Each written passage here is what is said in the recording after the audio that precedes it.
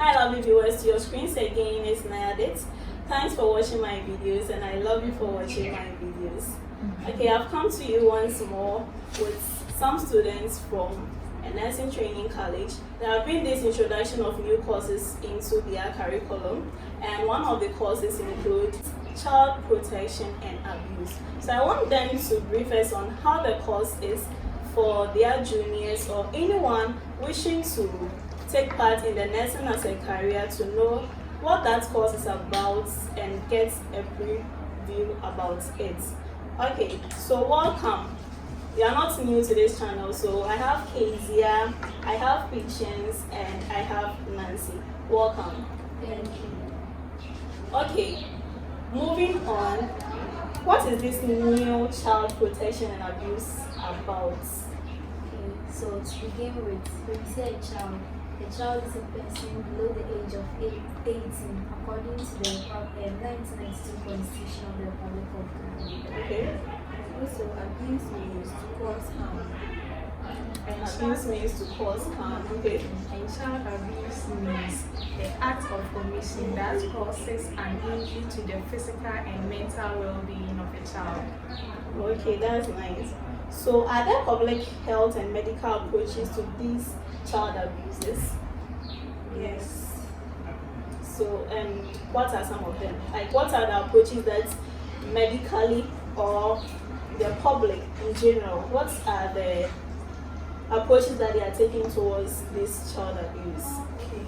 The public approach is about preventing the abuse from When occurring. you take the public approach, as she said, the public approach has three phases. That's the primary, the secondary, and the tertiary. Where the primary talk about the education you give before the abuse happen, the education you give, and the secondary talk about the when you indicate the risk factors who are associated or who are at risk of abuse, then you give them the health education. Then the tertiary also talk about when the abuse has happened, then you give a treatment to So that's the management stage. Okay, easier. So when you also take the medical approach, that's after the abuse has occurred.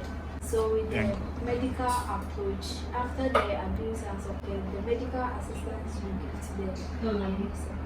As in drugs or medications. One is. Okay, we've been talking about this child abuse, and protection. Are there even types of this child abuse? Yes, please. Okay, then you have to give me a type, each one of you, and then you briefly explain. Okay, so we have physical abuse. That's an intentional act that causes harm or injury to a child. So about we have some signs and symptoms that will alert that this child is suffering from physical abuse. So the child has unexplained injuries. Examples like bruises, burns. Also, the child seems scared, anxious, depression. They also abuse animals or pets. Oh, okay. So that means they are physical to the skin. That's why you see bruises on the skin. Okay, Nancy. Okay, we have sexual abuse, which sexual abuse means any unwanted sexual activities with somebody. And also signs and symptoms of sexual abuse is teenage pregnancy, bleeding from the perineum, and also sexual activity that is too early for a child to put up.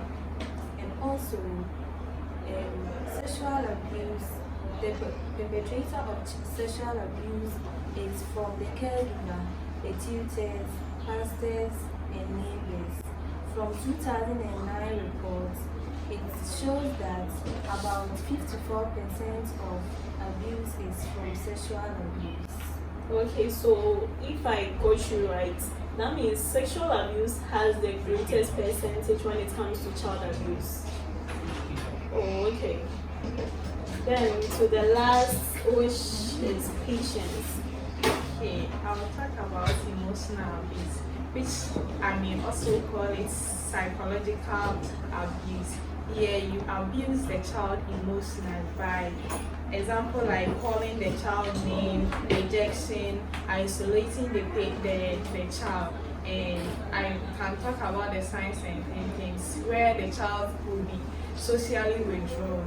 The child will not be associated with friends, and the child may lose confidence, and they may be anxious and depression too.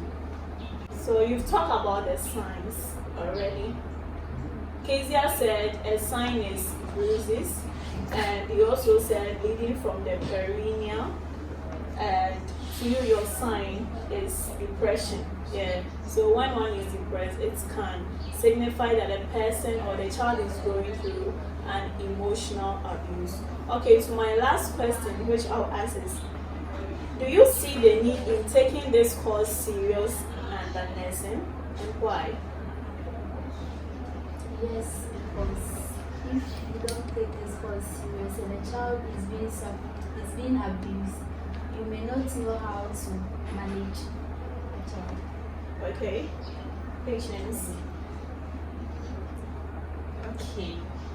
I see the need for us to learn this course because when a child is subjected to this abuse, the child, as we already said, is physically and mentally, socially affected. So when the child comes to the hospital, if you don't have a knowledge about this course, it may be very difficult for you to treat or manage the child. Okay. And so my last guest, Nancy.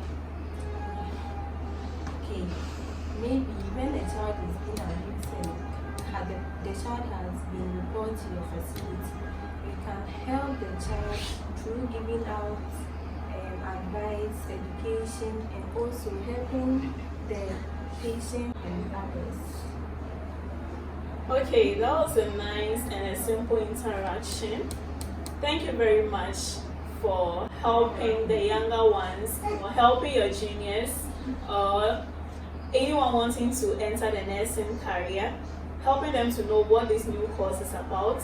And I'm sure when they take this course serious, they'll be able to control the high rates of child abuse in the country. Thank you very much for watching this video. My name is Nayadith.